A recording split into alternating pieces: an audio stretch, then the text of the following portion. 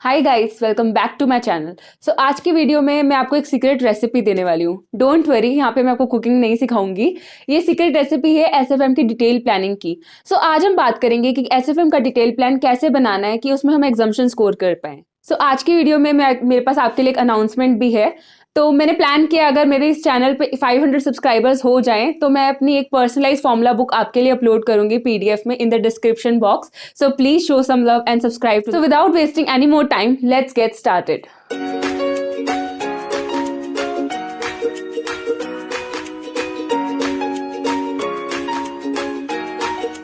Things first, कौन कौन सी books पढ़नी है आपको एसएफएम के लिए। सबसे पहले आपके पास एक स्टडी मटेरियल रहेगा। उसके बाद अगर आप न्यू सिलेबस के स्टूडेंट्स हो, पीएम तो नहीं होगा लेकिन पुराने सिलेबस का पीएम अपने पास रख लेना। उसके बाद एक फॉर्मूला बुक अपने पास बना के रखनी है आपने, और जो कि मैं अपलोड भी करूंगी। और फिर आपको कंसेप्ट बुक एक अपने पास रखनी है, और एक क्वेश्चन बैंक जो कि आप पीएम भी मान सकते हो या फिर किसी और ऑथर का भी आप खरीद सकते हो, जिसमें बहुत सारे क्वेश्चंस हो आपके लिए प्रैक्टिस करने के। सो एसएफएम को प्रिपेयर करने के लिए सबसे पहले आपका माइंडसेट सेटअप करना पड़ेगा आपको कि कैसे पढ़ाई करनी है एसएफएम के लिए।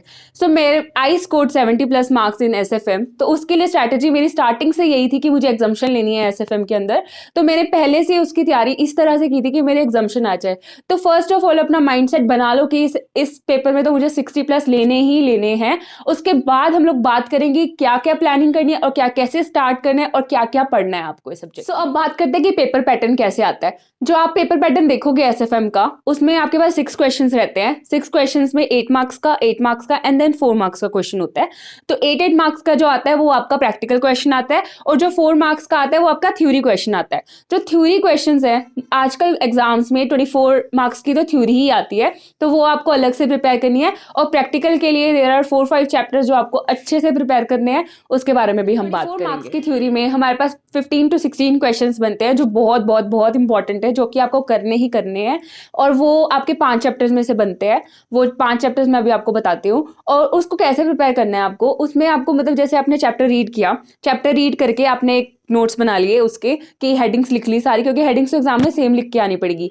तो वो 24 मार्क्स को आप बहुत अच्छे से सिक्योर कर सकते हो अगर आप एग्जैक्ट हेडिंग्स लिख के आ जाओ, क्योंकि उसके अंदर जो लिखना है वो आपको पता ही है, क्योंकि आपके कॉन्सेप्ट्स तो क्लियर होंगे ही होंगे, तो वो आप लिख पाओगे। तो इस तरह से आपकी थ्योरी की प्रिपरेशन बहुत अच्छी हो जाएगी। 5 चैप्टर्स है: financial policy and strategy, risk management, startup finance, securitization and security analysis. ये 5 चैप्टर्स की थ्योरी तो आपको कैटेगरी ए में रख के अच्छे से करनी है। उसके अलावा जितने भी चैप्टर्स की थ्योरी है उनको एक बार रीड करके उनकी हेडिंग्स के नोट्स बना के उसको रिवाइज करना है। तो अगर आपने इसको हफ्ते में 1 बार 2 बार पूरे नोट्स को रिवाइज कर लिया, that is enough for your revision. वो आपको बहुत अच्छे से। तो अब बात करते हैं प्रैक्टिकल की। प्रैक्टिकल में आपने, आई होप कि आप सबने कोचिंग ली होगी एक बारी। अगर कोचिंग नहीं ली है तब भी इट्स ओके, लेकिन आपके लिए जो एग्जाम में मतलब इंपॉर्टेंट है दैट इज कंसेप्ट क्लैरिटी। सो अगर आपने कोई भी चैप्टर उठाया है उसके कंसेप्ट आपको क्लियर होने चाहिए, चाहे आपने कोचिंग ली है कि नहीं ली है। That is the prerequisite और starting and going into any chapter. So आपने वो कंसेप्ट क्लैरिटी कर ली। मैं भी अपने चैनल पे वीडियोस अपलोड करती रहूंगी कंसेप्ट्स को रिलेटेड, आप उसको भी रेफर कर सकते हैं या फिर कोई भी रिविजनरी वीडियोस को रेफर कर सकते हैं फॉर योर फास्ट। ज्यादा ध्यान जिन चैप्टर्स पे रखना है वो है portfolio, mutual funds, bonds and valuation and acquisition. Mutual funds में ना बहुत लिमिटेड क्वेश्चन है, लेकिन आपका 8 नंबर का क्वेश्चन बन जाता है उसमें, तो वो अच्छे से कर लेना। उसके अलावा पोर्टफोलियो में, पोर्टफोलियो का ना आपके पास जो भी रहेगा फॉर्मूला बेस्ड रहेगा, तो उसके फॉर्मूलाज एक बार याद कर लेना। और क्वेश्चंस भी ना अलग अलग टाइप के हैं, तो उनको अगर आप एक बार रिवाइज कर लोगे तो हो जाएगा। उसके अलावा आपके पास जो चैप्टर बचता है valuation and acquisition, that is a very easy chapter और उसका बड़ा सिंपल सा क्वेश्चन आता है, तो उसको भी अच्छे से रिवाइज कर लोगे तो आपका वो हो जाएगा। और बॉन्ड्स में काफी सारे क्वेश्चंस हैं, तो उसको अच्छे से कर लेना रिवाइज, क्योंकि अलग अलग कंसेप्ट जब आते हैं तो पेपर में ध्यान नहीं रहता कि कौन से कंसेप्ट का क्वेश्चन है, तो वो अच्छे से करना है आपको। So that is the main most important chapter. उसके अलावा जो हमारे पास चैप्टर्स रहते हैं वो भी बहुत इंपॉर्टेंट है, लेकिन उनकी वेटेज इतनी ज्यादा नहीं आती है और कभी कभी आ भी जाती है, तो करना तो सब कुछ ही है। उसके बाद है derivative and forex. So derivative chapter जो आपका रहेगा उसमें मतलब जो भी आपके कंसेप्ट हैं उनको अच्छे से कर लेना, और कंसेप्ट रीड करके उनके क्वेश्चंस को भी कर लेना। ना, तो क्वेश्चन से कंसेप्ट आपके बहुत ज़्यादा क्लियर होंगे इन डेरिवेटिव्स। तो इसकी अप्रोच ऐसी रखना कि पहले क्वेश्चंस कर लेना, उसके बाद कंसेप्ट्स रीड करना, तो कंसेप्ट्स बहुत जल्दी ईजिली याद हो जाएंगे और जो भी आपके क्वेश्चंस है वो भी आपके सॉल्व होने शुरू हो जाएंगे। और फॉरेक्स में भी ना बहुत कंफ्यूजन क्रिएट होती है, तो उसको अपने तरीके से ब्लेंड करके उसके फॉर्मूला जो भी क्रॉस करेंसी वो सब कंसेप्ट्स है उनको ढंग से पढ़ लेना, और उससे क्या होगा ना, आपकी रिवीजन जो है वो अच्छी हो जाएगी। और रिवीजन बहुत ज़्यादा बार करनी है फॉरेक्स की, कि ताकि वो आपके दिमाग में बैठ जाए कि उसको कैसे पढ़ना। और थर्ड नंबर पे आते हैं जैसे कि EVA या स्टार्टअप फाइनेंस, उनको बस एक बार रिवाइज करने की ज़रूरत होती है। एक बार रिवाइज कर लेना, आपके दिमाग में बैठ जाएंगे वो कैसे सॉल्व करना है। तो आपको रिवीजन कैसे करनी है। अब रिवीजन में ना, अगर आपने मेरा प्लान फॉलो किया है, जिसका लिंक मैं दे दूंगी डिस्क्रिप्शन में, अगर आप वो प्लान फॉलो करो तो आपके पास फर्स्ट रिवीजन करने के लिए 20 डेज है।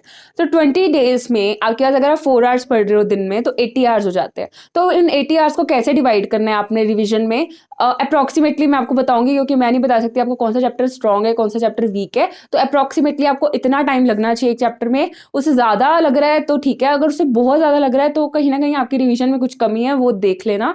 तो फॉरेक्स में आपको लगेंगे अराउंड 15 आवर्स, डेरिवेटिव्स में भी 15 आवर्स दे देना, पोर्टफोलियो में 8 hours, and then mutual fund again 4 hours with very small chapter, equity 5 hours, bonds also बहुत सारे क्वेश्चन है उसमें, तो 15 आवर्स तो आपको लगेंगे ही। उसके अलावा वैल्यूएशन एंड एक्विजिशन चैप्टर में भी आपको अराउंड 15 आवर्स लगेंगे। तो this is the plan for around 77 hours. तो 80 आवर्स के अंदर अंदर आपका SFM की फर्स्ट रिवीजन कंप्लीट हो जाएगी अगर आप ये प्लान फॉलो करते हो। तो अब सेकंड रिवीजन और थर्ड रिवीजन में ना आपको सिर्फ क्या करना है कि जो भी आपने फर्स्ट रिवीजन में क्वेश्चंस किए थे उसमें हाईलाइटेड क्वेश्चंस जो आपको लगते हैं कि आप अटक रहे हो, या फिर रफ में एक बार रिवाइज कर लेना सारे क्वेश्चन, और जो भी आपको लग रहा है ना जिसमें आप अटक रहे हो वो हाथ से करके देख लेना, तो आपकी सेकंड रिवीजन अच्छे से हो जाएगी। सेकंड रिवीजन में आपके पास चार्ट्स होने चाहिए, जो कि आप मतलब चैप्टर वाइज जितने भी हैं सबके चार्ट्स फॉर्मूला सब रिटर्न होने चाहिए, और वो सेकंड रिवीजन से आपको रोज रिवाइज करके सोने हैं ताकि आपको वो चीज़ें याद रहे इन एग्जाम। आपको last day of the exam, मतलब जिस दिन एग्जाम है उससे पिछले दिन कैसे प्रिपरेशन करनी है, वो सबसे ज़्यादा कंफ्यूजिंग पार्ट है, क्योंकि 1.5 दिन में हमारी जो प्रिपरेशन है वो कंप्लीट नहीं हो पाती है।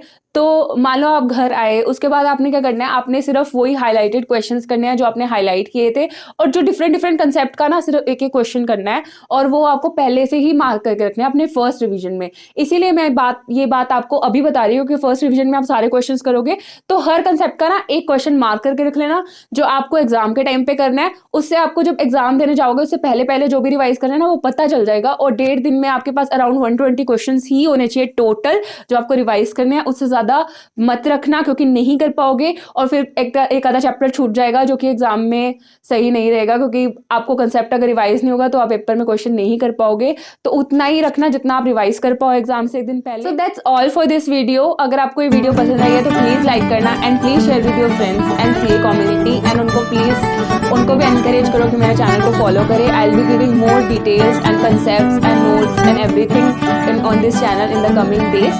So please subscribe to the channel and stay tuned for more updates. Thank you.